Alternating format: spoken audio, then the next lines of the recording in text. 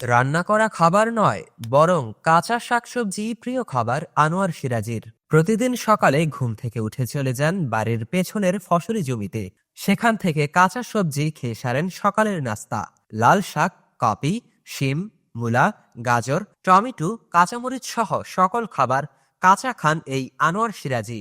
লাউ, করলা ও পটল, লাল শাক, এমনকি কাঁচা মাছ মাংস খেয়ে আসছেন 10 বছর ধরে।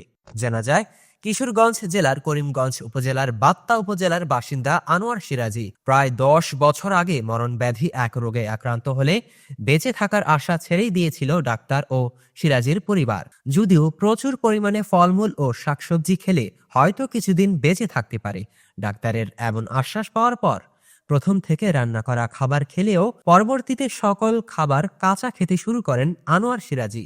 এরপর থেকে দীর্ঘ 10 বছর ধরে এভাবেই সকল খাবার কাঁচাই খেয়ে আসছেন সিরাজি। সিরাজি জানান, কাঁচা খেলে তার শরীরের কোনো সমস্যা হয় না, তবে অন্যদের কাঁচা খেতে নিষেধ করেন তিনি। প্রথম অবস্থায় আনোয়ার সিরাজের এ কর্মকাণ্ড দেখে পরিবারের লোকজন বিরক্ত হয়েছিল, কেননা এমনিতেই সে অসুস্থ।